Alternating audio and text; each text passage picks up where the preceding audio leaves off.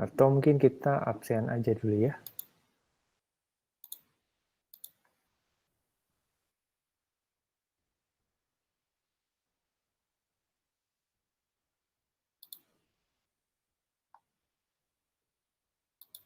Ya, silahkan di absen aja dulu.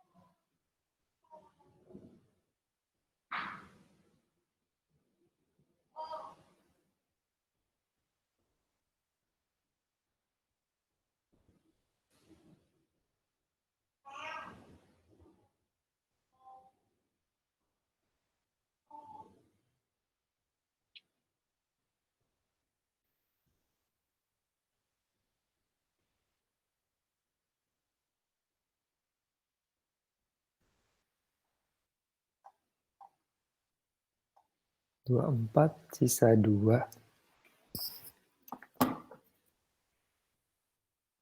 Markus dan Miguel Thomas.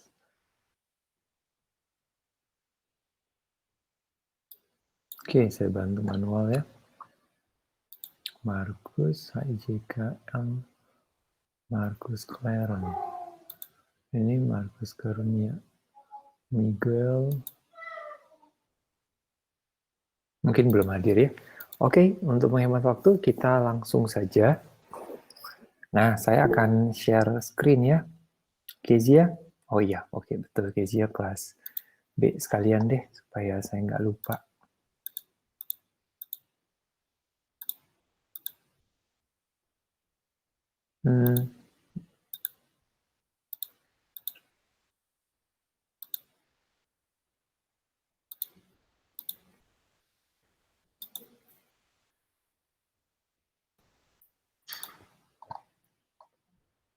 Ada lagi yang di kelas B.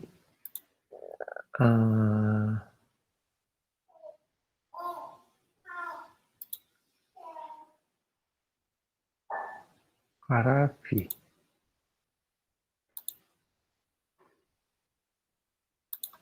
Oke, Kezia sudah. Oke ya. Jadi kalian semua bisa melihat layar saya ya. Kalau nggak bisa, nanti bilang aja ya. Nah, jadi kemarin kalian sudah ada membentuk tentang goal diagram. Goal diagram itu kalian diperbantukan mengidentifikasi dari bisnis proses.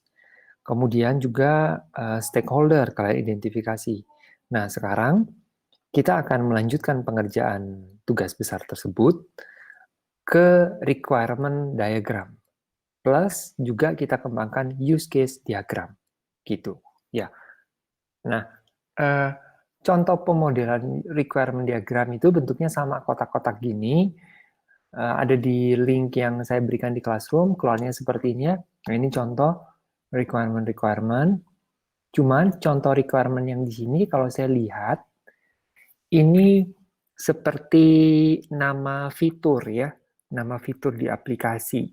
Tetapi ada beberapa yang cukup abstrak nih, sebagai contoh cancel and order gitu. Jadi kalau saya tuliskan, ini catatan tadi, kita akan bermula dari membentuk alur proses bisnis. Terus dari situ kita ngebentuk goal dan stakeholder.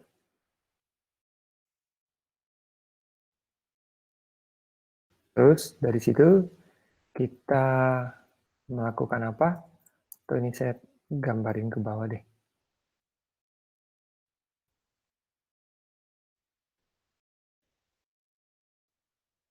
Sekarang kita akan melakukan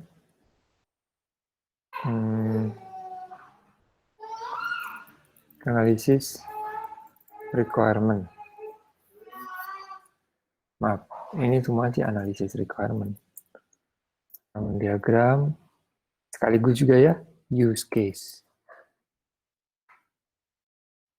Nah, nanti berikutnya lagi kita kembangkan lagi menjadi ke kelas diagram.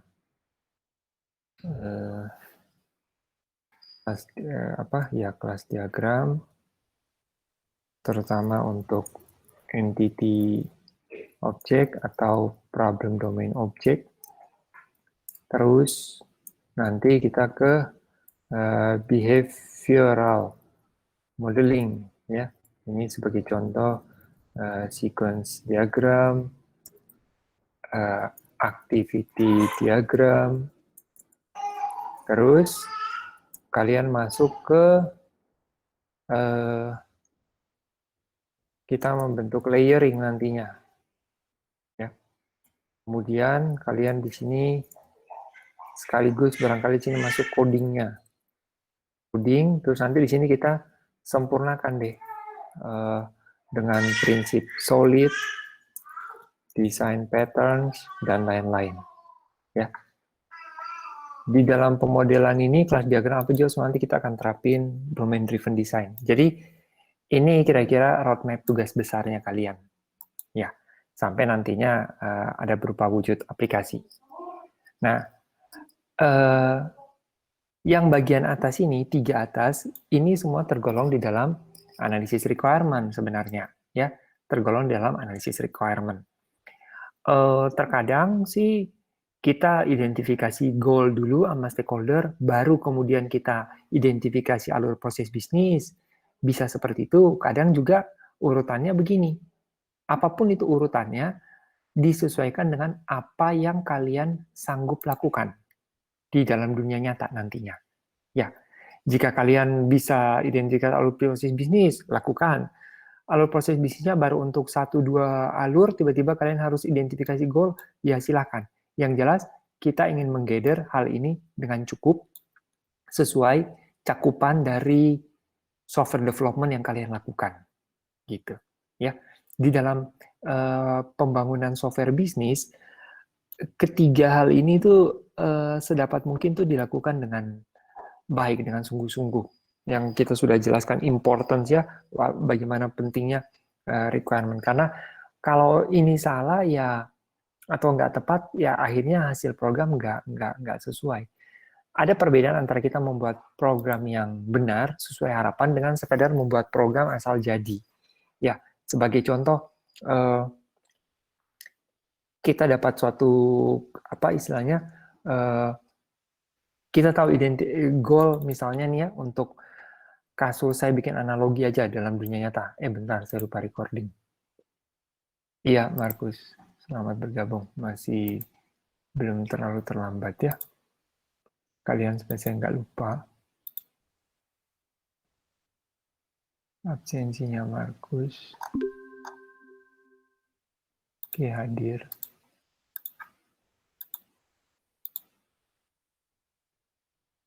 Ya. Nah, saya sampai mana tadi? Ya, saya recording. Nah, saya ambil contoh aja gini ya. Misalnya kita mau membangun, kita ketemu suatu organisasi perusahaan yang menginginkan adanya kursi untuk dipakai oleh pasien. Nah, kita kemudian nggak mencari tahu pasien seperti apa, kursi seperti apa, kita langsung bikin, ya udah bikin aja dulu kursinya, atau langsung kita bikin, kita nggak memvalidasi dengan baik. Kita bikin kursinya, jadi kita bawa berupa bangku gitu ya, atau kursi kayu gitu, yang ada sandaran. Pas sampai ternyata betul itu kursi, betul itu bangku, kepake nggak untuk menunjang kerja? Ternyata mau dipakai kursi itu oleh di ruangan dokter gigi, dan si pasien yang mau diperiksa akan didudukan di kursi itu. Waduh, berarti kalau di dokter gigi biasanya kursinya yang harus bisa di-recline, disandarkan, diatur ketinggiannya, kemudian ada mejanya, si dokter bisa taruh peralatannya di situ, ada lampu senternya.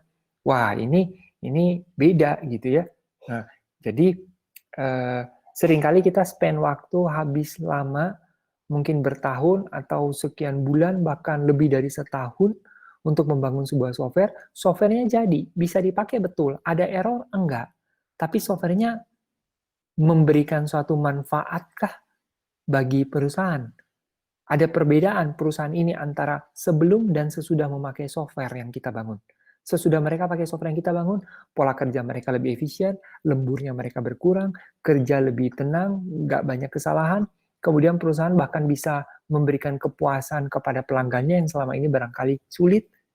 Nah, itu sih ada perubahan. Tapi jangan sampai program jadi, nggak error memang, tapi dipakai ya nggak memberikan sumbangsi apa-apa sebenarnya, hanya mengubah cara kerja.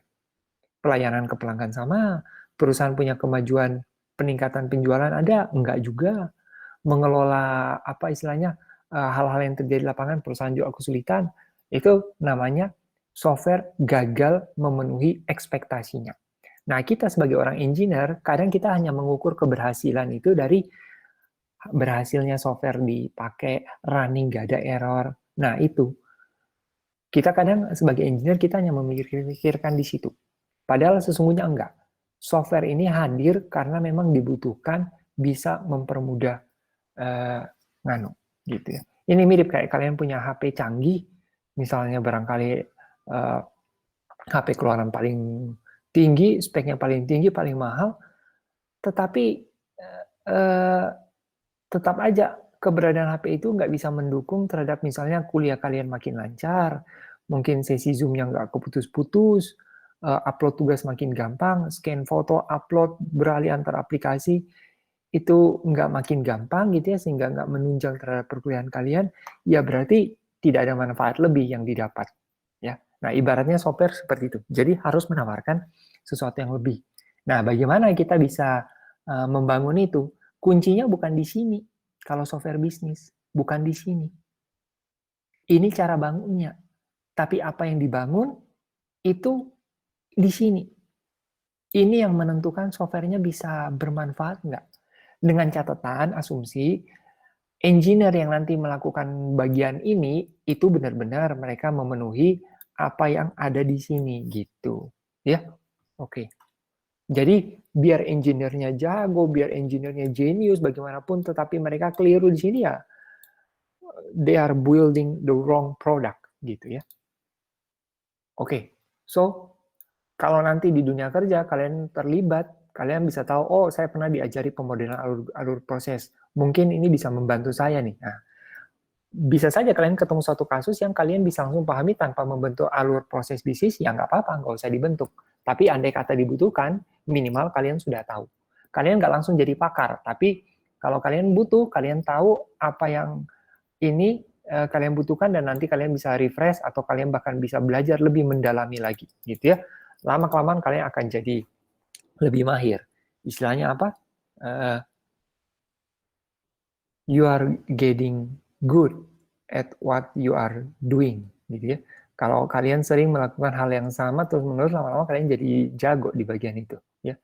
Nah, ini kita sudah. Oke, sekarang langsung kita masuk aja ya ke pembentukan requirement diagram. Saya butuh contoh. Saya bisa pakai contoh yang tadi pagi, cuman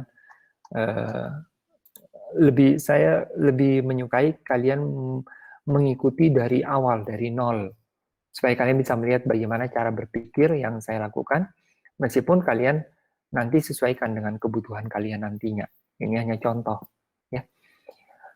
Nah, jadi anggaplah saya sudah punya alur proses bisnis, katakanlah buat rumah sakit ya, dan katakanlah goal-nya udah saya bentuk. Tapi untuk bisa membentuk ini, saya perlu bikin dulu contohnya, ya. Anggaplah saya sudah punya requirement diagram, bukan requirement diagram, goal diagram plus stakeholder. Saya berikan dulu ini contoh, ini batas. Pokoknya ya, tim Sistem Informasi Manajemen RS, SIM RS, Sistem Informasi Manajemen Rumah Sakit. Misalnya ini goal diagramnya tentu sudah dibuat secara kotak-kotak gitu ya. Ini saya anggap aja saya tulis secara tulisan. rekaman saya stop dulu. Oke, kita lanjut. Stakeholder-nya apa aja? Umpamanya dari sisi pasien ya. Terus ada apa lagi? Ada dokter ya, ada perawat barangkali, terus ada staf apotek gitu ya. Nah, terus ada apa lagi ya? Ada kasir, ada staf laboratorium, banyak banget ya. Ada direksi gitu ya, atau manajemen. Ini contoh ya stakeholder-nya. Nah, dari pasien, goal-nya mereka apa sih? Ingin apa? Bisa melakukan pendaftaran dengan mudah dan cepat gitu ya. Bisa mengetahui riwayat apa ya? Riwayat pengobatan yang pernah didapat di rumah sakit ya, dengan bertanya apalagi dan lain-lain. Dokter mengisi hasil pemeriksaan dan konsultasi dengan mudah. Nah, terus cepat dalam mencari data rekam medis pasien ya, yang sedang ditangani. Terus apalagi ya, mengetahui jadwal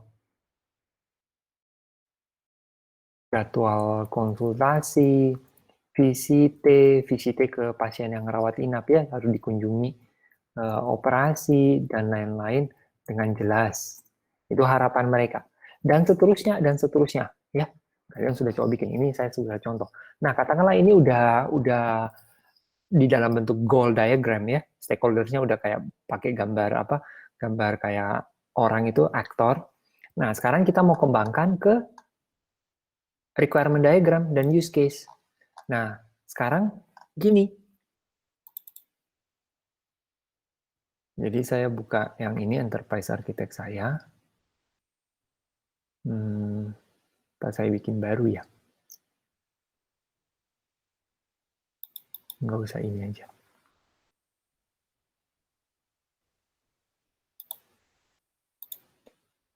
Tadi sudah saya lakukan, tapi saya hapus aja dulu ya.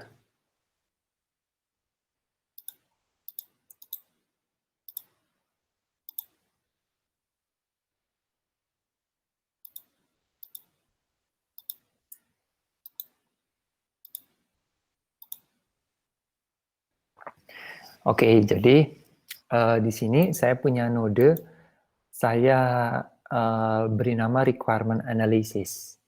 Di sini ada berisi folder-folder, goals, requirements, stakeholder, use case. Susunan folder seperti ini hanyalah saran dari saya. Ya, tujuannya, apapun bentuknya, hendaknya memudahkan kalian di dalam menavigasi dan melihat dokumentasinya kalian. Sebenarnya yang BPMN ini juga mau saya masukkan ke requirement analysis, cuman nggak bisa. Kalau saya drag ini dia error. Kecuali mungkin saya harus ubah jenisnya, ya. Nah, tapi karena nggak bisa, ya udah saya nggak apa-apa deh, dia ada di bagian luar sini. Kemarin kalian sudah membentuk goals dan stakeholders, ya. Sekarang kita tambahin lagi 2 folder, yaitu use case dan requirement. Kita ke requirement dulu. Nah, di requirement ini, saya klik kanan dan saya create new diagram, atau requirement ini kan ada banyak ya. Kira-kira nanti saya akan turunkan requirement ini dari goal-goal yang diinginkan dan sebenarnya dari pembelajaran proses bisnis juga, ya. Nah, karena akan banyak, supaya nggak terkumpul jadi satu aja rame gitu, saya bagi-bagi per folder juga deh, ya. Nah, so saya bikin package di sini. Saya beri nama misalnya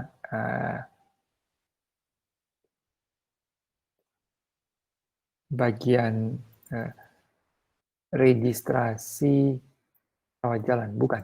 Itu sih aneh, dari departemen aja deh.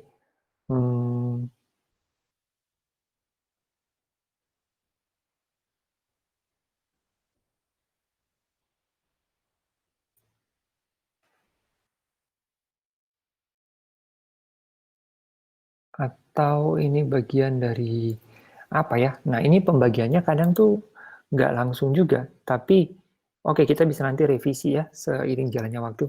Saya bilang aja ini bagian dari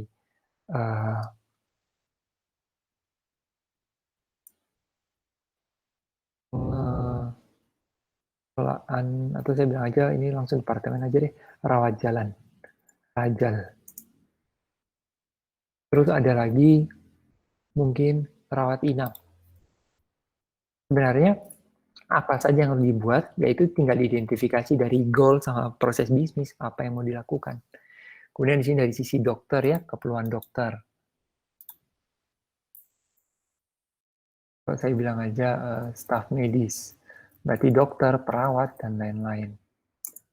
Kemudian ada juga bagian keuangan ya,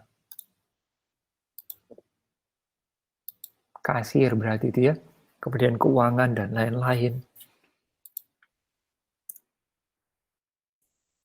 Nah, silakan kalian bentuk, nggak usah takut salah, kalau salah kan nanti bisa direvisi ya, ininya, strukturnya. Kalau dalam dunia nyata kita juga gitu ya, kita harus tetap mulai bikin suatu model. Jika nanti berubah ya nggak apa-apa. Nah, sekarang di rawat jalan, saya bikin deh diagramnya. Saya klik kanan, add diagram, kita pilih yang mana ya, requirement diagram extended. Nah ini, requirement. Oke, sama seperti, karena kita memang pakai requirement diagram, kita pinjam untuk memodelkan kemarin goal dan stakeholders. So, kita pakai ini sekarang benar-benar untuk memodelkan requirement. Nah, sekarang requirement-nya ini kita dapat dari mana? Sama, dari goal dan pemodelan bisnis proses. Kalian identifikasi. Misalnya nih, dari sisi pasien ya, pasien rawat jalan nih, bisa melakukan pendaftaran dengan mudah dan cepat. Bisa mengetahui riwayat pengobatan yang didapat. Oke, berarti sistem harus menyediakan apa? Meskipun belum tentu pasien yang akan pakai komputer ya, tetapi pasien meminta suatu informasi pelayanan dan staf komputer, staf rumah sakit yang pakai softwarenya kita, dia bisa melakukan sesuatu di software kita yang pada akhirnya menghadirkan hal ini, gitu ya. So kira-kira requirement-nya apa ya? Ada pendaftaran pasien ya, berarti kita bilang registrasi pasien. Biasa kalau di rumah sakit itu registrasi pasien ada banyak, ada registrasi pasien rawat jalan, rawat inap, ataupun IGD. Sorry, ini bukan fungsional. Ini kita atur stereotipnya itu bukan fungsional tapi requirement. Wah, nggak ada di sini ya. Hapus dulu ya. Harusnya saya pakai yang ini. Nah, requirement. Registrasi pasien. Oh, sama juga itu tulisnya fungsional. Ya udah. Bisa diubah nggak? Nggak bisa. Atau mungkin harus kalian rename. Nggak apa-apa deh. Nah, registrasi pasien. Saya zoom dikit. Nah, terus apalagi? Bisa mengetahui riwayat pengobatan yang pernah didapat di rumah sakit. Riwayat pengobatan. Selain registrasi pasien, kita bisa bilang pencarian riwayat layanan medis ke pasien. Gitu. Ini terus apa lagi ya?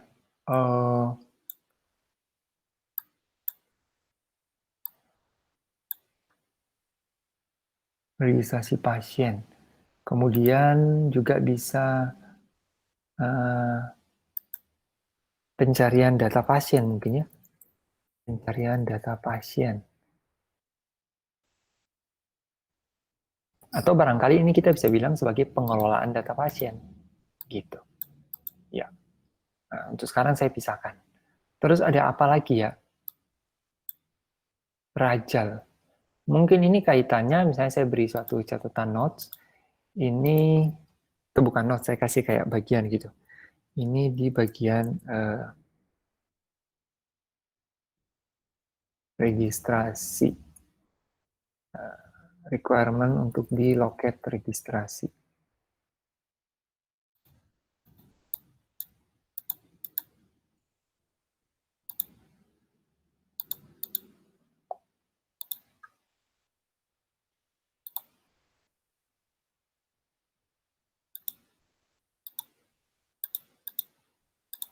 Nah, mungkin gitu lebih bagus ya.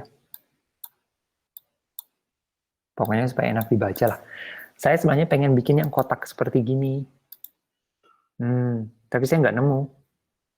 Nanti coba kalian cari tahu. Ini kan cuma untuk mempermudah kita melihat dan enak dibaca ya. Saya ya udah gini. Terus katakanlah pasien juga bisa mengambil nomor antrian. Itu terkait dengan bagaimana mendaftar bisa dengan mudah kan, jangan udah datang duluan, diserobot sama yang lain. Lain kalau IGD memang kadang kalian bisa diserobot tergantung dari tingkat urgensi ya. Tapi pasti biasanya atas sepengetahuan. Nah, kok staff juga semuanya. Nah, misalnya ada pengambilan nomor antrian, ya, antrian nomor pendaftaran, antrian nomor pelayanan, atau antrian loket pendaftaran, gitu.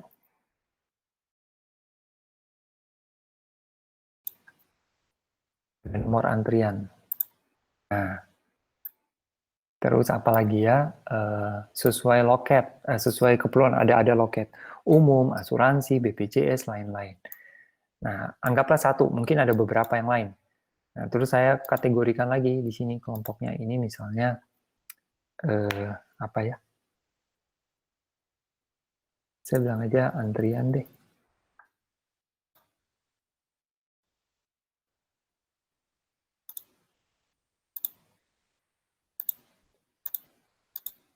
Gitu. Ya. Kalau ada lagi silakan.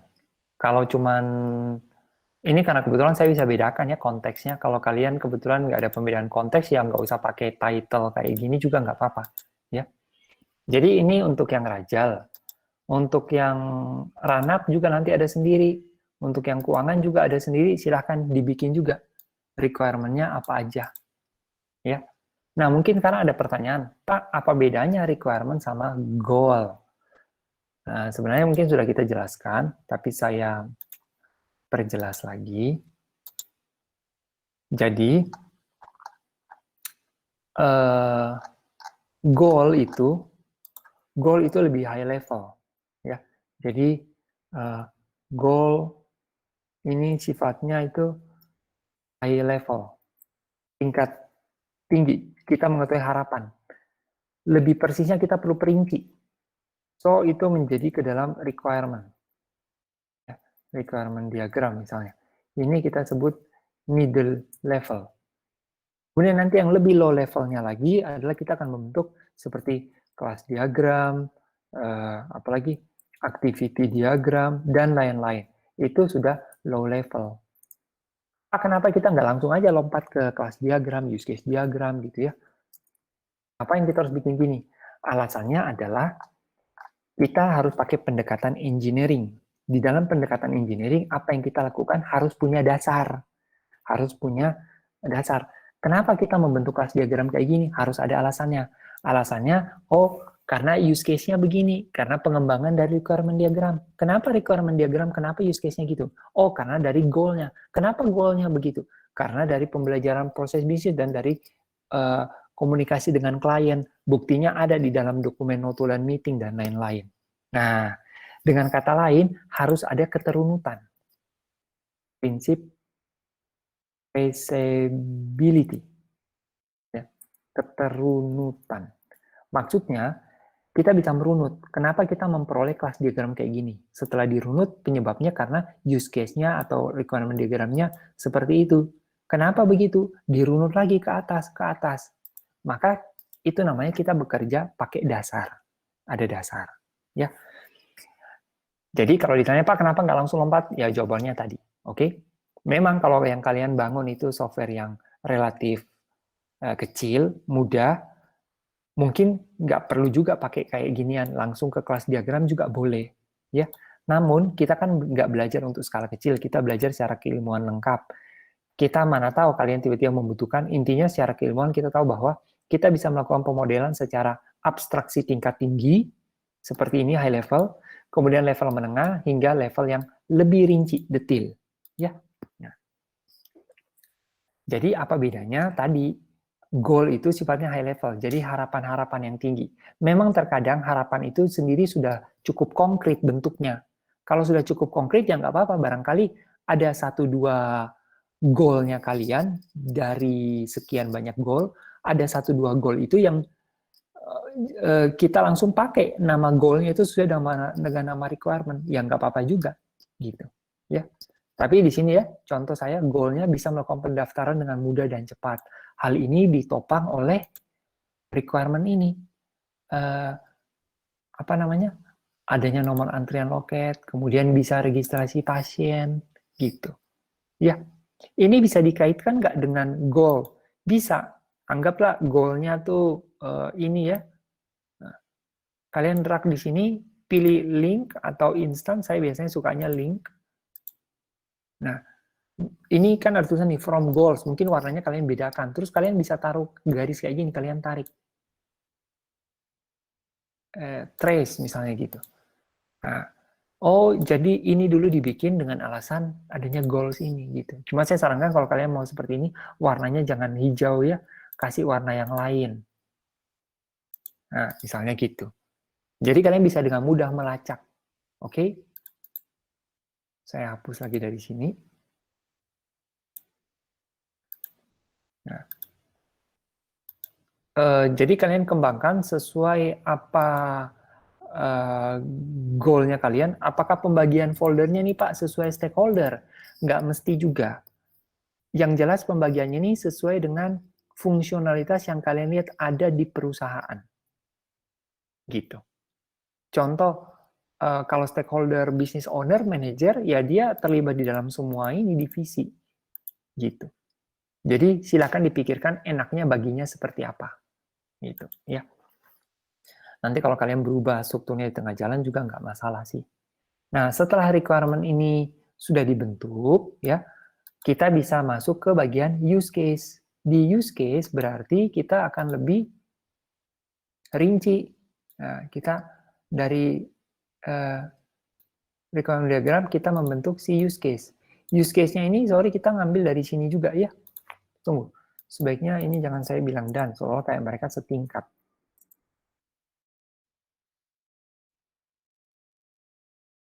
Nah, gitu. Oke. Use case diagram. Apa itu use case diagram? Itu sudah di mata kuliah rekayasa perangkat lunak. Kalau lupa, silakan dibuka kembali. Ya. Nah, yang jelas ini terkait dengan apa fitur yang harus disediakan oleh software. Jadi use case ini sudah lebih low level. Contoh fitur itu ya kayak gini. Bisa mengubah warna. Nah, ini nganu use case. Ada fitur undo, ada fitur save as, bisa ngeprint, page setup, itu fitur. Fitur secara spesifik yang harus dimiliki oleh software. Ya. Nah, berarti sekarang saya beralih ke folder use case. Ya. Di folder use case, gimana nih? Saya bisa bagi-bagi berdasarkan departemen juga nggak? Boleh. Boleh aja. Ya. Nah, berarti enaknya saya bikin subfolder lagi dalam sini.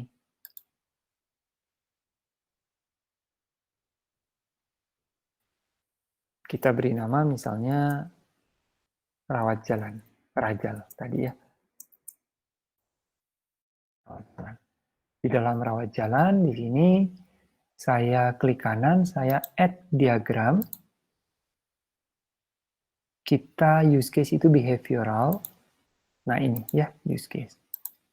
Nah gini. Oke, supaya namanya nggak bingung, Rajal-Rajal, saya rename deh yang ini, saya bilang nama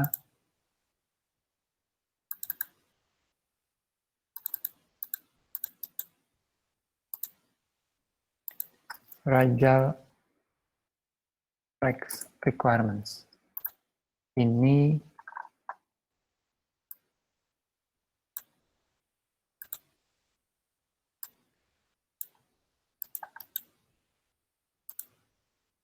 Rajal use cases. Itu ya. Oke, kalau di use case kita tahu ada aktor dan ada use case-nya apa. Oke. Nah, ngomong-ngomong soal aktor, nah berarti oh ya aktor saya kan akan banyak dong. Nanti ada barangkali kalau kita lihat registrasi ini dilakukan oleh staf registrasi. Pengambilan nomor antrian mungkin aja ini oleh satpam gitu ya. Kayaknya penggunanya aktornya role-nya beda-beda nih. Nah, dan bisa jadi satpam juga berperan di bagian yang lain. So, kayaknya lebih mending aktor saya bikin satu folder sendiri lagi deh. Nah, di sini saya bikin lagi satu folder. Saya beri nama actors. Saya pengennya memuat semua aktor di dalam sini. So, aktor ini saya drag, pindahin masuk ke sini. Terus kayaknya saya kudu punya diagram di sini. Use case juga. Actors, oke namanya udah mewakili. Aktor-aktor yang ada di dalam sistem. Ada aktor ini. Ya. Dia jangan instance. Tapi link. Ya, ini ada aktor. Siapa namanya? Aktor itu kayak role ya, misalnya staff pendaftaran rawat jalan. Oh, ini staff pendaftaran. Kemudian ada juga tadi apa security yang bisa mengambilkan nomor antrian pasien. Ya. Bentar, panggil Yanti Anda. Tunggu.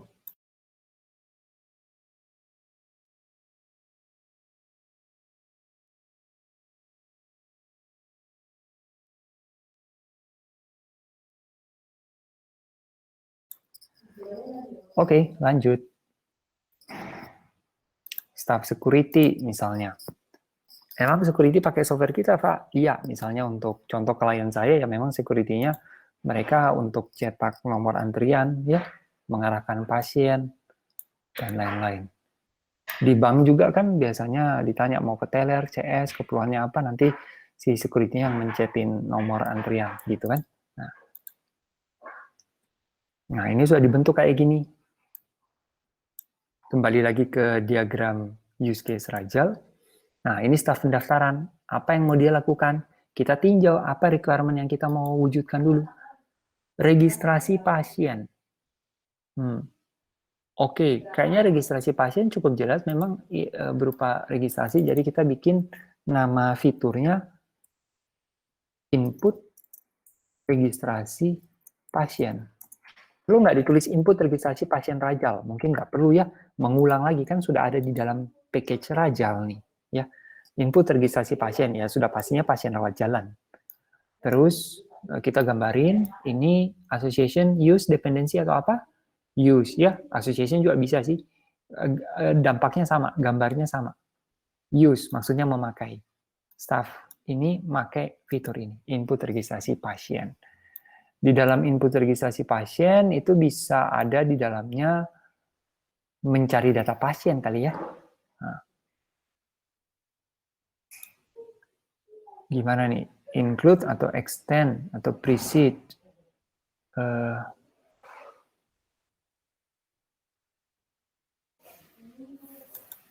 mungkin ada include di dalamnya tuh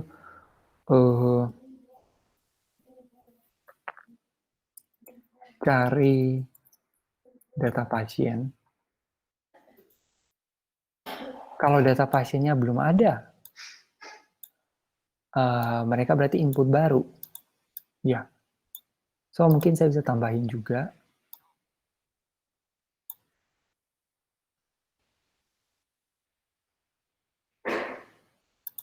Tuh nggak perlu extend, kayaknya panas saya kebalik tadi. Ini misalnya input data pasien baru. Ya, panahnya kebalik. Kalau kalian bilang, Pak, panahnya gimana tuh include extend, cari lagi di mata kuliah RPL, ataupun kalian bisa cari dari berbagai sumber di internet ya.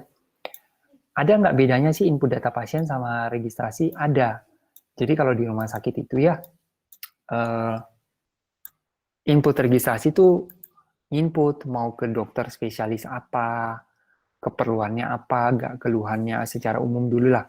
Misalnya, oh saya hanya kontrol, oh saya mau konsultasi, ada keluhan kesehatan, oh iya gitu. Ya, uh, itu input registrasi. Terus nanti ditanya, ibu sebenarnya sudah pernah berobat di sini. Tujuannya untuk menanyakan. Kalau dia belum ada, maka dia di-input sebagai data baru. Karena data pasien itu nantinya harus punya map rekam medis, supaya nanti kalau kalian datang lagi, riwayat kesehatannya bisa tercatat gitu. Ya, kalau sudah ada, iya saya sudah pernah berobat di sini. Supaya mereka nggak bikin kartu lagi double gitu. Karena itu penting untuk menunjang pelayanan yang bisa diberikan ke kalian. Jangan kalian menganggap kalau ditanya udah pernah berobat bilang aja belum gitu, padahal udah pernah gitu. Jangan, itu sebenarnya tujuannya demi kebaikan kita pasien gitu loh. Nah, jadi kalau sudah ada mereka akan searching bawa kartunya enggak. Oke, namanya siapa Bu? Misalnya saya Yuni gitu. Tanggal lahir, nomor telepon, dapat misalnya. Udah ada. Jadi supaya nanti dokter juga bisa lihat, oh pasien ini dulu pernah berobat, gejalanya ini, ada kaitan nggak dengan yang sekarang? Gitulah kira-kira. Ya. Nah, terus ada kebutuhan apa lagi nih? Uh, Mungkin ya, bisa aja dia mencari data pasien tanpa harus input registrasi. Mungkin aja bisa. Kalau memang bisa ya kita taruhnya gini. Nah, jadi fitur ini bisa dipakai langsung. Atau ketika input registrasi pasien, dari input registrasi pasien dia juga bisa melakukan cari data pasien. Gitu. Ya. Terus apalagi ya? Bisa melihat daftar pasien yang sudah sementara antri sekarang. Ya. Nah, lihat daftar apa ya? Antrian. Nah, ini kita harus hati-hati nih kalau di rumah sakit, antrian nih antrian apa? Antrian orang nunggu dilayani atau antrian di ruang tunggu dokter. Berarti sudah dilayani tinggal menunggu di ruang di depan klinik. Nah, kita maksud antrian apa nih? Atau kita bilang aja daftar uh, lihat daftar tunggu pasien per klinik. Nah, gitu. Dia bisa tahu nih. Jadi kalau ada pasien datang, saya mau ke dokter kandungan atau saya mau ke dokter gigi. Oh iya, dokternya siapa yang lagi bertugas? Nah, dia bisa lihat. Oh, itu berarti ada satu fitur lagi ya. Apa tuh? Lihat jadwal praktik dokter. Ya. Ini mungkin lihat secara umum, terus bisa juga lihat dokter yang sedang bertugas. Bisa jadi kan jadwal beda ya yang bertugas dengan dokternya. Lihat apa namanya, dokter yang sedang bertugas.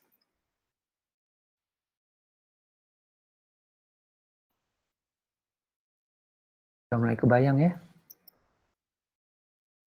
Itu. Saya kalau garis bersiliweran mulai kayak gini ya, saya pindahin orangnya tuh di tengah. Nah, Kebanyakan gambar itu buku-buku tulis aktor tuh sebelah kiri, buletan tengah. Tapi kalau kebanyakan saya balik, aktor tengah. Nah, gini kadang lebih luas. Lihat daftar dokter yang sedang bertugas. Nah, hari ini jadwal prakteknya dokter A, ya, iya betul Bu, cuma dokternya lagi berhalangan, hari ini diganti sama dokter B. Nah, itu kan berarti ini jadwal defaultnya, ini realitanya gitu, ya, gitu. Dan seterusnya tentunya. Ini cuma contoh. Nah, sekarang kita harus melakukan aspek ini, keterunutan. Sekarang gimana caranya kita memvalidasi bahwa use case yang kita bikin ini udah benar, ada dasarnya, bukan sekedar kita nebak-nebak. Maka kita harus bisa kembalikan ini ke requirement. Contoh, input registrasi pasien ini berdasarkan apa? Kita lihat requirement. Oh, memang ada requirement registrasi pasien. Kalau mau lebih jelas ya, registrasi pasien itu apa, sebenarnya kalian bisa tulis di notes-nya di sini loh. Nah, di bagian general ini kalian bisa tulis, registrasi pasien adalah bla bla bla bla gitu. Biasanya kalau real project, ada beberapa requirement yang kalau nggak cukup jelas, itu kalian perlu tuliskan dengan jelas di sini, dipaparkan, entah satu paragraf, dua paragraf, atau hanya beberapa kalimat, tergantung. Ini hanya contoh, jadi saya pikir sudah cukup jelas, saya nggak tulis lagi catatan di sini. Ya, tapi kalau real project, real software development, silahkan kalian lengkapin. Gitu. Ya. Nah, biasa file enterprise architect ini kami upload juga ke GitLab atau GitHub gitu ya. Jadi ini bagian dari software artifact ya. Oke. Jadi dari kita memikirkan ini itu melahirkan yang namanya fitur ini, registrasi pasien. Input data pasien baru, cari data pasien. Kemudian pencarian riwayat pelayanan medis ke pasien, udah ada belum? Belum, maka nanti harus dibuat gitu ya. Lihat jadwal praktik dokter, ada nggak requirement-nya di sini? Nggak ada. Sebenarnya kalau nggak ada berarti kita nggak boleh bikin. Nggak ada ini kebutuhan seperti ini. Mungkin kalian juga tanya, ini juga Pak nggak ada input data pasien? Input data pasien nggak ada di sini.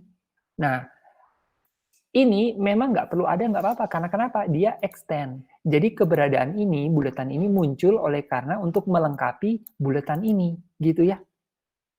Nah, yang saya bilang harus bisa dirunut ke requirement adalah use case yang utama, gitu. Kalau ini kan dia muncul oleh karena keberadaan ini. Nah, ini berarti yang mula-mula. Ini sendiri berasal dari mana? Dari requirement ini, gitu. Kebetulan sih namanya mirip ya. Nah, berarti sekarang yang ini, jadwal praktik dokter nggak ada. Berarti nggak boleh ada. Tapi kita sadar, ini bisa ada. Kalau gitu mari kita tambahkan di requirement. Kita tambahin aja. Apa namanya? Jadwal praktik dokter. Gitu. Ya. Nah, oh ada kebutuhan bisa mengetahui jadwal praktik dokter. Nah, itu diwujudkan oleh ini. Nah, gimana caranya? Apakah harus dilihat bolak-balik gini, menghafal? Nanti ini bisa banyak, bisa puluhan, bisa ratusan. Ya. Nah, caranya kalian bisa drag, drop, pasang. Lihat ya, ini di sini sudah mulai sedikit rapih, tertata. Nah, sekarang saya buka di bagian Rajal. Ini input registrasi pasien itu merealisasikan requirement ini, registrasi pasien. Saya bisa drag ke sini. Pilihannya apa? Instance atau link. Kalau instance boleh, link juga boleh sih. Cuma saya lebih suka pakai link. Kenapa? Kalau pakai instance, saya oke, dia tuh menciptakan instance atau objek dari kotak ini ke dalam diagram ini. Jadi kalau saya lihat di diagramnya, tuh muncul kan registrasi pasien. Perlu nggak sih kotak ini ada di dalam use case saya? Sebenarnya saya nggak terlalu butuh. Ya, memang sih ini kalau di rename, otomatis yang ini juga akan ter-rename kok. Cuma saya nggak terlalu butuh. Ya, so saya hapus dan saya lebih memilih makainya itu berupa link. Gitu. Lihat di sini, nggak ada kan, nggak muncul. Karena saya supaya nggak usah terjejali konsentrasi saya dengan melihat kotak-kotak yang sebenarnya itu sudah ada di sini gitu. Nggak perlu lagi saya direpotin dengan melihat ada kotak tadi, registrasi pasien. So, ini saya atur. Sini ada tulisannya from Rajal. Nah, ini kan kotak requirement nih. Terserah kalian mau warnai hijau, biru, atau merah, terserah kalian. Ya. Nah, saya kaitkan ini, use case ini, ke sini. Nah, gitu. Saya biasa perhatikan ada kalian yang kalau nyambungin garis itu klik panah, terus kalian kudu pas banget di garis ini. Enggak mesti. Udah otomatis kok softwarenya gerakin aja mau sekalian sampai masuk ke area ini loh. Rectangular yang titik-titik ini, garis putus-putus. Di situ aja, taruh dimanapun nanti softwarenya akan otomatis sambungin panahnya. Pilihnya kita yang mana nih cocoknya? Trace, information flow, atau realization. Ini sih sebenarnya relatif sesuai keperluannya. Kalau menurut saya barangkali realization boleh, atau nge-trace boleh. Anggaplah realization kita pilih. Nah, jadinya gini. Kalau trace gimana ya? Coba kita delete yuk. Delete from model. Oh, jadinya gitu. Jadi ini bisa dilacak. Ini karena berasal dari sini. Nah, mana yang kalian mau pakai? Untuk keperluan ini sih saya masih pikir relatif bebas ya. So, saya pilih yang panah trace. Nah, berarti di sini kita bisa tahu, oh, use case ini, fitur ini ada karena kebutuhan memenuhi kebutuhan ini. Gitu. Mulai kelihatan sekarang tracing-nya, traceability-nya. Kayak ginilah pendekatan engineering. Kita bekerja ada dasar. Kemudian lihat jadwal praktik dokter. Ini adanya dari mana? Nah, tadi. Ya. Jadwal praktik dokter. Nah, gitu ya. Ini dipenuhi oleh ini dan juga oleh ini, daftar dokter yang sedang bertugas. Di sini sih memang bilangnya cuma lihat jadwal praktik dokter ya, tapi kan seperti saya cerita, bisa aja dokter yang sekarang bertugas beda dengan yang ada di praktek karena mungkin ada satu lain hal. Nah, boleh aja dibikin gini. Ya. Nah, 2 bulatan ini untuk memenuhi satu requirement ini. Dan seterusnya. Ya. Yang mana lagi? Cari data pasien sama cari data pasien sih bisa ya. Nah, ini pencarian data pasien. Nanti kalian letakkan juga di situ. Gitu. Terus satu hal lagi yang saya mau sampaikan. Use case itu sendiri biasanya bisa diperinci lagi. Misalnya nih, input registrasi pasien. Ini kalian mau breakdown bulatan ini jadi bulatan yang lebih kecil-kecil lagi. Boleh aja.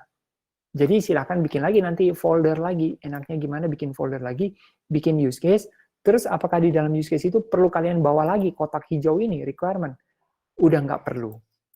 Karena itu kan hanyalah zoom lebih detailnya dari bulatan ini ya. Gitu. Tapi kalau kita nggak zoom detail, kita masih di bagian awal, perlu kiranya kalian menyambungkan ini dengan requirement. Gitu. Supaya kita nggak kehilangan jejak kenapa suatu fitur itu ada.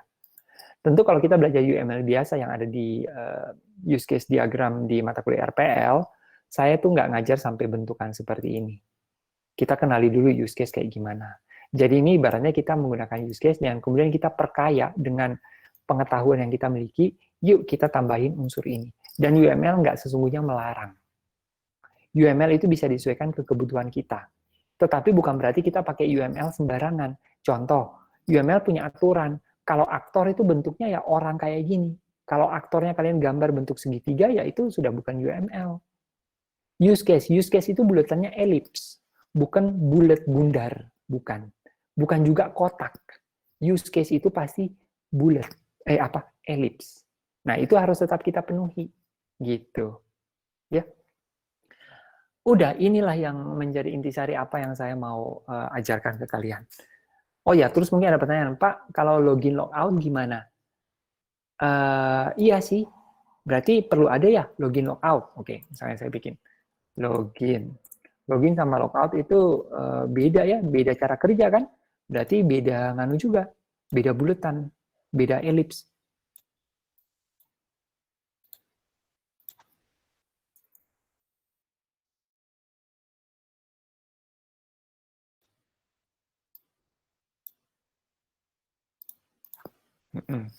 Tapi di sini ada sedikit masalah.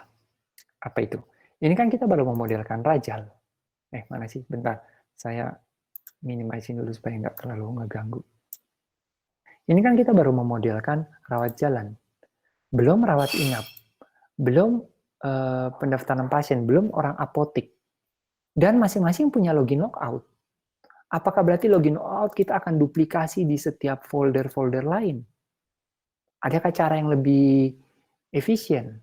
Pasti ada. Nah, gimana? Barangkali gimana kalau kita bikin satu folder lagi yang kita bilangnya ini suatu fitur yang dibutuhkan oleh semua. Apa yang kita bilangnya? Barangkali share atau barangkali common. Anggaplah saya beri nama common, sesuatu yang umum. Ya, itu di dalamnya saya bikin diagram use case. Dan fiturnya itu login logout. Oke, berarti login logout saya pindahin ke sana. Nah, enak kan kalau pakai software kayak ginian? Oke, ini otomatis terupdate. Ya. Terus login logout ini dibikin sama siapa? Dilakukan oleh siapa ya?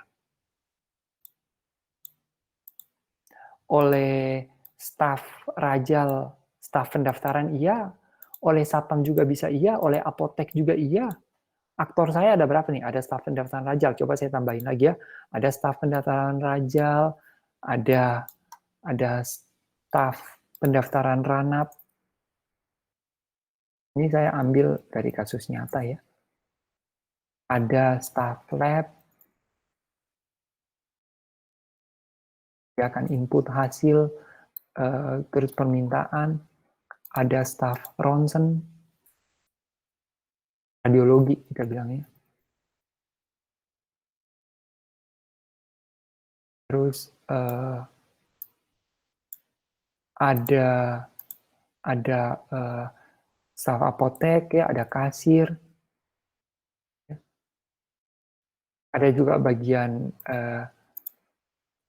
administrasi rawat inap. Ini yang mencatat pemakaian sudah berapa, apa dan lain-lain. Wah, ada banyak nih. Semuanya butuh login logout. Apakah kita gambarkan di sini, kita ambil semua nih, kasir bisa login, bisa logout. Juga administrasi ranap juga gitu. Kita taruh juga di sini.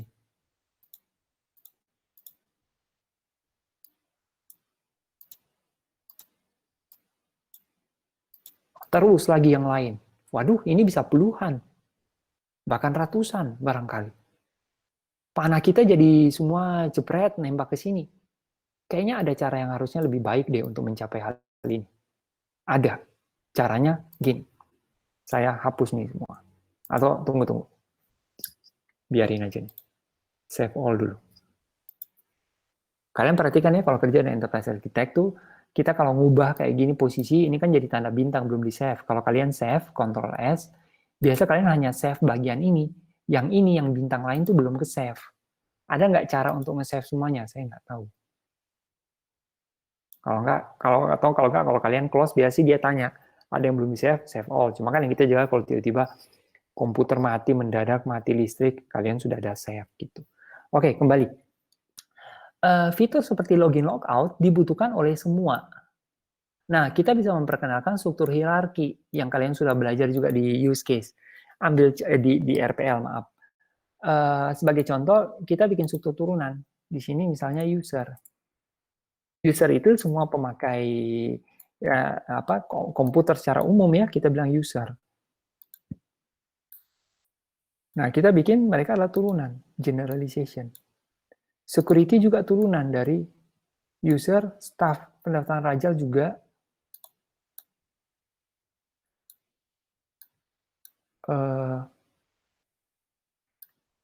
Mungkin ada kasir, kemudian selain kasir ada juga misalnya staf keuangan, ada nanti ada supervisor kasir misalnya.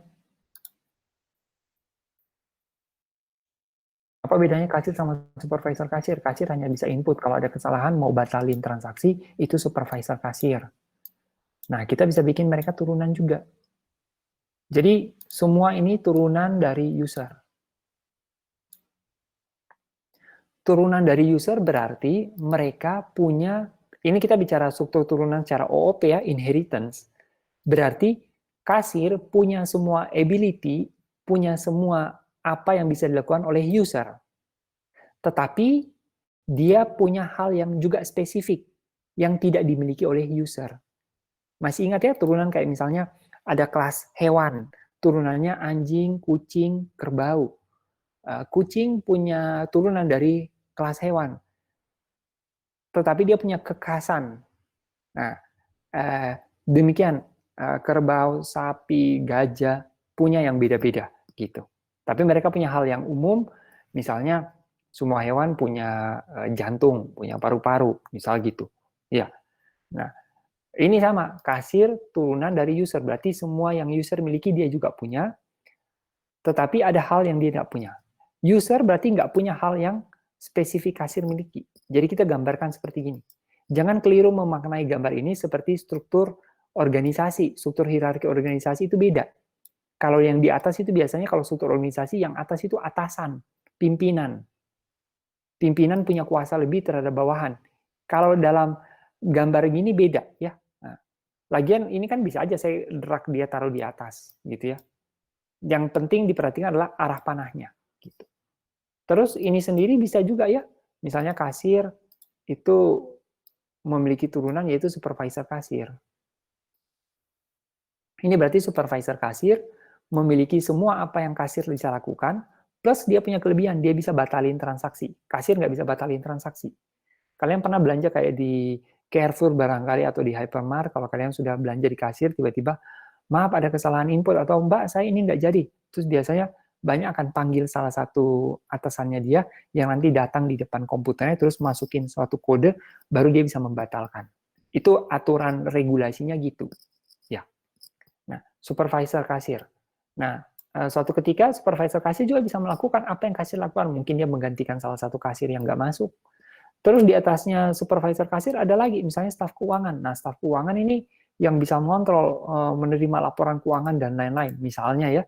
Dan dia bisa juga bertindak apa yang kasir bisa lakukan, supervisor dia juga bisa lakukan. Umpamanya seperti itu. Nah, kalian bisa membentuk struktur seperti ini. Ya. Oke, ini gambarnya saya biarkan seperti ini. Kalian nanti bisa lengkapin untuk kasusnya kalian ya.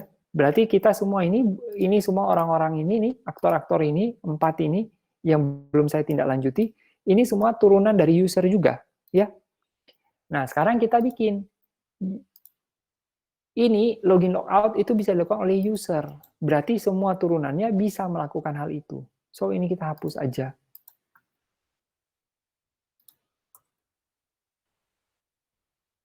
Dan di sini saya taruh user.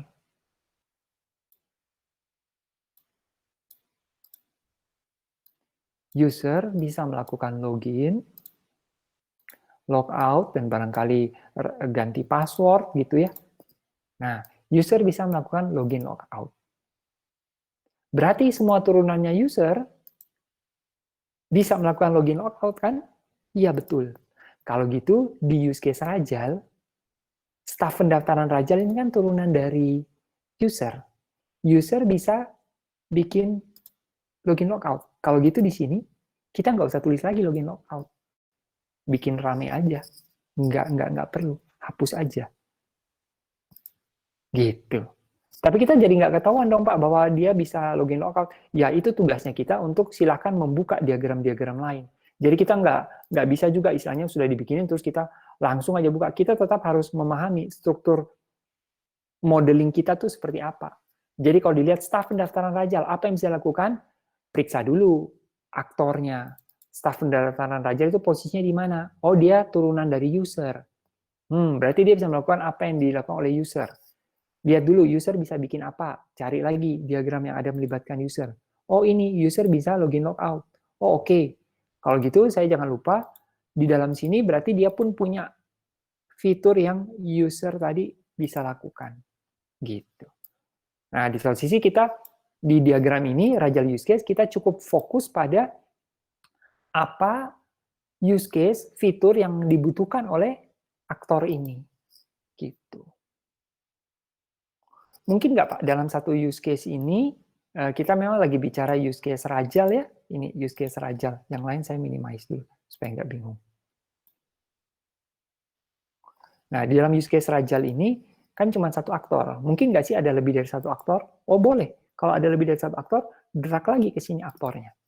Gitu. Ya. Nah, di sini kita nggak perlu lagi tulis login logout. Ya.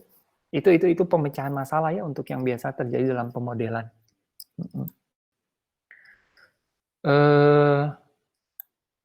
Jadi, setiap use case yang utama seperti ini, kalian harus bisa runut requirement-nya apa. Gitu. Nah, ini sebabnya kenapa saya meminta kalian pakai software Enterprise Architect. Kalian bisa gambar kayak gini, mudah, drag, drop, tadi saya geser, ubah, update, semua terupdate. Kalau kalian pakai draw.io atau situs apa di internet atau Lucid Chart, itu nggak akan bisa. Atau pakai Visio, nggak bisa. Gunakan tools yang sesuai dengan kebutuhan. Di sini kita sebagai mata kuliah pilihan ini semester atas, kita benar-benar memodelkan suatu kasus yang istilahnya kalau real itu memang benar-benar gimana dikerjakan. Ya, Enterprise Architect ini tergolong yang namanya case tool. Tahu case tool, masih ingat nggak? Biasa saya selalu pasti ada singgung di mata kuliah RPL. Case tool. Ya. Apa itu case tool? Kepanjangannya apa? Case. Kalau tool sih alat ya, kakas. Maksudnya software ini. Software ini berfungsi sebagai alat untuk mempermudah kita. Case itu singkatannya dari kepanjangannya adalah Computer Aided Software Engineering. Tool-nya ya ini, tool yang ini. Tapi singkatan case ini bukan use case ya. Case ini adalah Computer Aided Software Engineering. Jadi, alat untuk membantu kita melakukan rekayasa perangkat lunak dengan dibantukan oleh komputer. Nah, di dalam melakukan rekayasa perangkat lunak, kita ada melakukan tahapan analisis, requirement, pemodelan, dan lain-lain. Gitu. Kita pakai ini untuk membantu. Sama, kalau orang membangun Tesla, bangun mobil, bangun arsitek, bangun jembatan, mereka itu pakai bantuan software. Mereka pakai software apa? Microsoft Paint? Mereka pakai Photoshop? Enggak. Mereka pakai misalnya AutoCAD. Apa itu CAD? CAD di dalam AutoCAD itu tergolong CAD tools, ya. Computer Aided Design. Gitu. Contoh AutoCAD bisa diukur secara presisi. Ini berapa meter, berapa senti, lingkarannya diameternya harus berapa, sudut kemiringannya berapa, harus presisi. Ketika misalnya berubah, oke, derajatnya jadi berapa, ini bergeser kemana, kalau tiang pondasi misalnya digeser ke sini, perhitungan nanti bobot beban gimana, itu bisa dihitung pakai Microsoft Paint, atau Excel, atau Photoshop, nggak bisa. Photoshop tujuannya untuk keperluan lain lagi. Menggambar artistik ya jangan pakai AutoCAD gitu ya. Nah, intinya kalian harus paham, kalau kalian mau profesional, kalian harus mampu menguasai tool yang memang diperuntukkan gitu. Ya, dokter ketika mau menyuntik kalian, dia bersihkan tangannya pakai alkohol, dia pakai sarung tangan, misalnya sarung tangan medis, dia bukan pakai sarung tangan naik motor, kemudian dia bersihkan kulit kalian pakai alkohol, dia suntik, kalian langsung ragu-ragu gitu ya. Sama, kita engineer juga gitu. Ya, jadi saya biasa kadang suka lucu, ada orang sudah bekerja lama di industri, tapi begitu memunculkan diagram, pakai draw.io, pakai sekedar diagram apa adanya gitu ya. Kalau cuma nunjukin secuil mungkin nggak apa-apa. Tapi lagi-lagi ya, silakan pakai tool yang memadai jika memang kalian mengerjakan suatu pekerjaan yang menuntut hal tersebut. Kalau kalian cuma bangun software hitung segitiga, ya nggak perlu juga sih pakai kayak ginian ya. Pakai aja mungkin Star UML biasa. Saya biasanya pun kalau real project saya nggak pakai Star UML, saya pakai ini. Karena Star UML bagi saya itu hanya bisa gambar UML doang. Kalau mau bikin yang lain-lain kayak tadi goal requirement agak sulit. Bahkan generate source code apa itu Star UML bisa tapi pakai extension. Kalau enterprise architect ini bisa, gitu. Ya, jadi kalian harus tahu itu bedanya. Ya, Pak, gimana kalau saya kerjanya pisah-pisah? Saya dulu gitu, kerjanya pisah-pisah. Untuk UML, saya pakai Star UML aja. Tapi kalau mau memodelkan requirement goals, saya bikinnya di Google Docs atau Microsoft Word gitu. Sebab kan nanti tinggal buka di situ. Oke, betul. Tapi nanti ketika pekerjaan udah makin banyak, udah makin kompleks, berkembang, diagramnya lihat di sini. Mockupnya pakai software lain lagi, basis web. Bisnis prosesnya nggak UML, tapi online pakai software lain. Requirement-nya di Google Docs. Udah, kalian berhubungan dengan 4 software. Alt-tab ke sana, ke sini, klik sana, ubah sini, jangan lupa ubah di dokumen ini. Wah, pekerjaan administratif menjadi overwhelming. Karena semua gratis, Pak. Google Docs gratis, ini gratis. Jadi saya padukan. Boleh sih, tetapi ada cost yang kalian harus bayar. Kalian menjadi lebih ribet.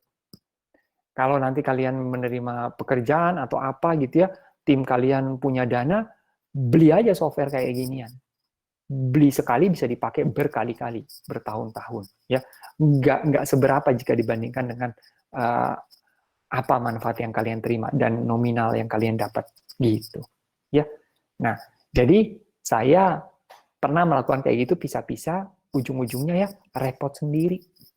Malah nggak menghabiskan waktu untuk mendevelop sistem, malah menyita waktu untuk mengelola dokumen. Perubahan ini udah belum.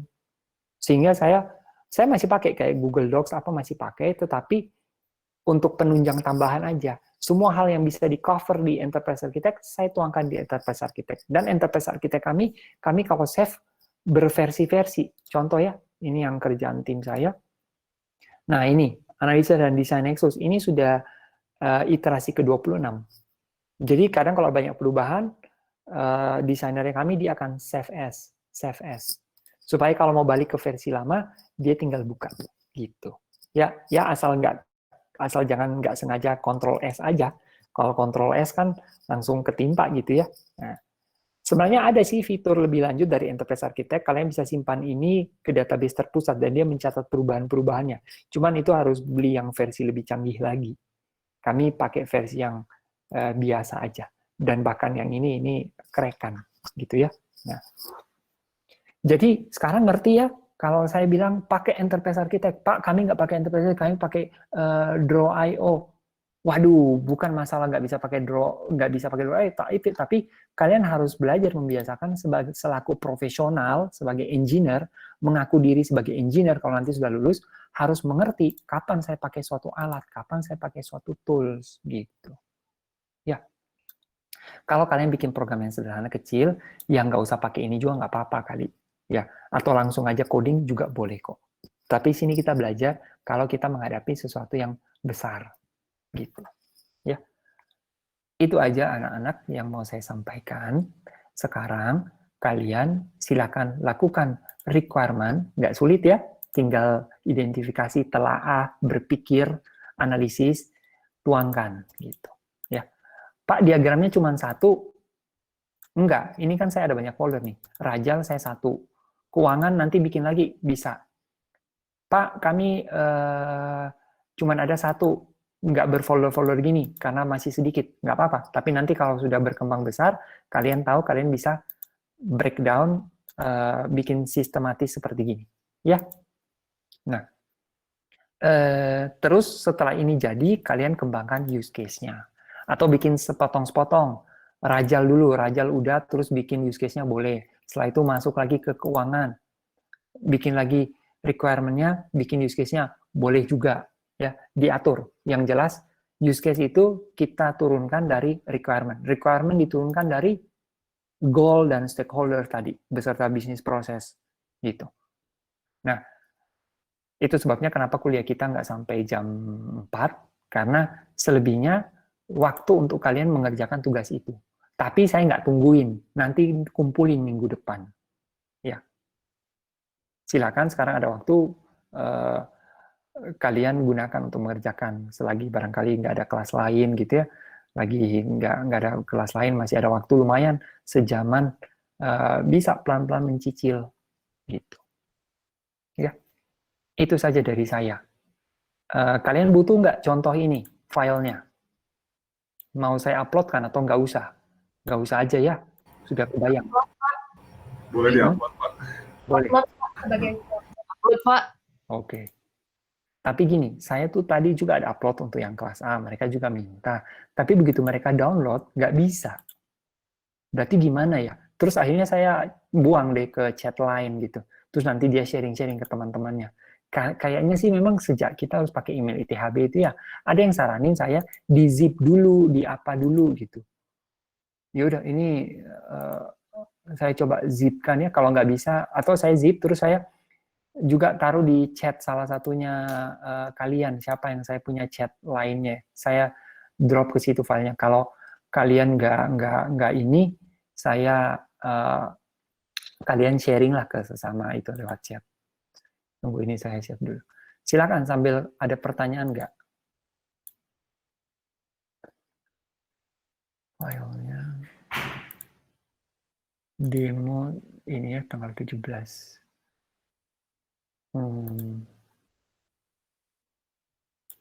Kelas A, material, file, upload.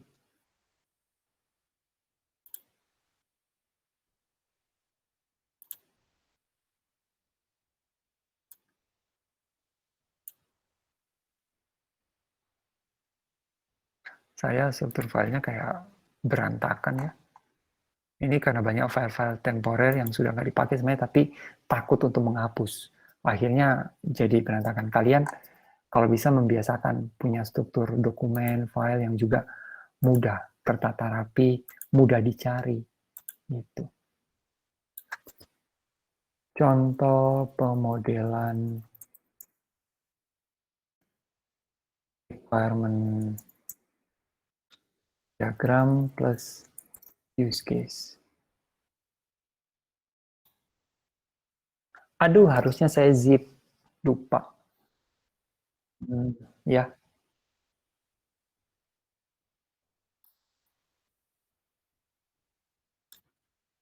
Nah, itu saya nggak tahu, Budiman.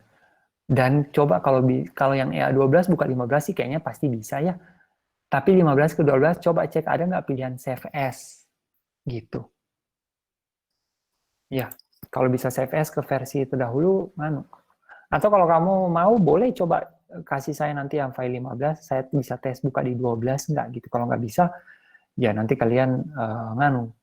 Mungkin install ulang yang versi 12 misalnya. Saya coba zip dulu. Atau buruk-buruknya ya terpaksa ditunjukkan secara live gitu ya ke saya. Gitu. Kompres.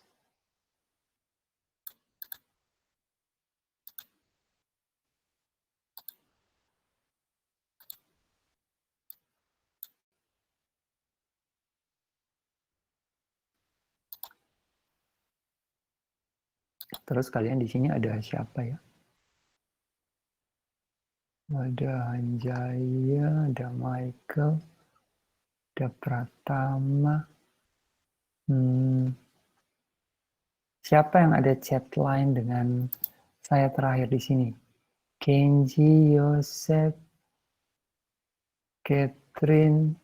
Ada nggak yang di sini? Sebenarnya biasanya ada.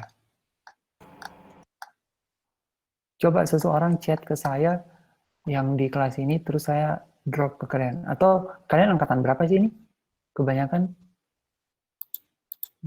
campur-campur ya. Ada 17, ada... Gini deh, saya drop ke salah satu chat. Terus kalian sebarin sendiri ya. Kebanyakan angkatan... Tunggu. Kebanyakan 18. Saya buang ke chattingan grup 18.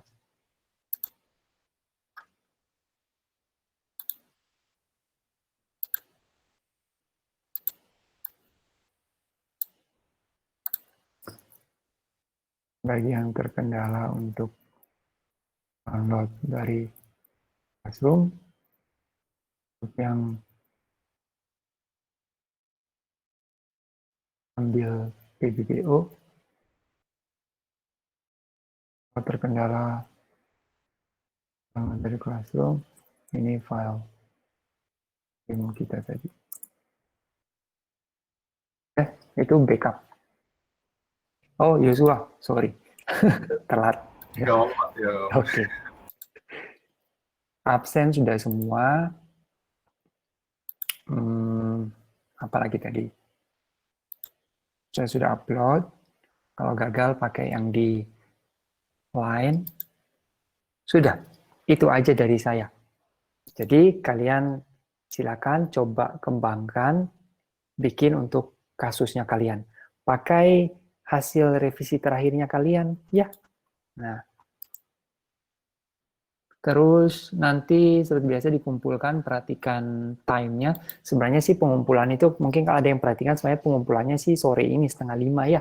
Tapi tadi yang kelas B ada yang mengajukan keberatan, alasan-alasan harus gini-gini. So, oke, jadinya saya undur hari Rabu depan. Salah, hari Kamis depan. Ya, gitu. So, waktu sangat cukup.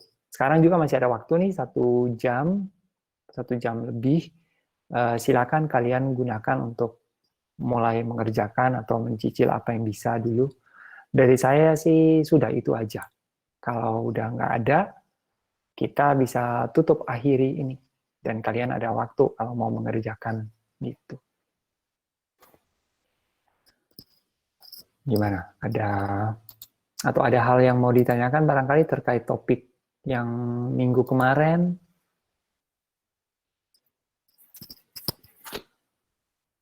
Belum ada.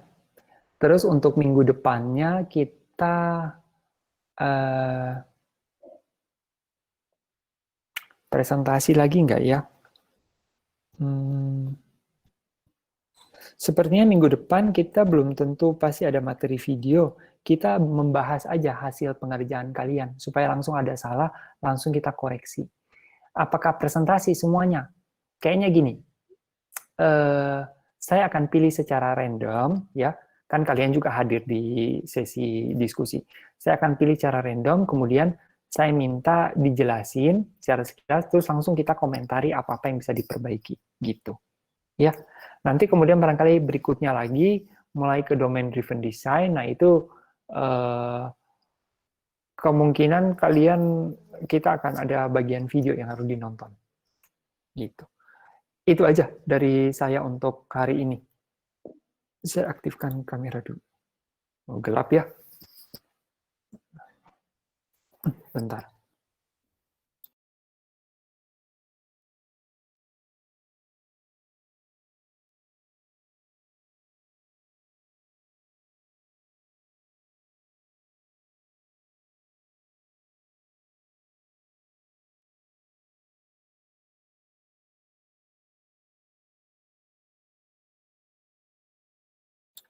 Oke, jadi memang kalau di mata kuliah ini, kita utamakan kalian benar-benar bisa mempraktekkan apa yang dipelajari, juga menggunakan tools yang sesuai. Gitu. Ya. Oke, ada pertanyaan? Nggak ada? Kalau nggak ada, tadi kita lupa buka dengan doa ya. Kita tutup dengan doa, tapi ada yang bisa bantu untuk pimpin doa nggak? Saya minta tolong Ferani bisa? Ferani Kristi? Bisa Pak, bentar ya. Iya, santai aja. Bener ya, nggak ada ya? Kalau gitu kita tutup. Terima kasih perhatiannya anak-anak. Kita tutup dengan doa yang akan dibawakan oleh Ferani. Silakan Ferani. Ya, mari kita berdoa. Ya Tuhan Allah Bapa kami, terima kasih atas berkat penyertaan-Mu sehingga kami dapat mengikuti kelas dari awal hingga akhir ini Tuhan. Tuhan kiranya apa yang kami pelajari bisa berguna bagi hidup kami. Hanya ke dalam nama saja kami bersyukur.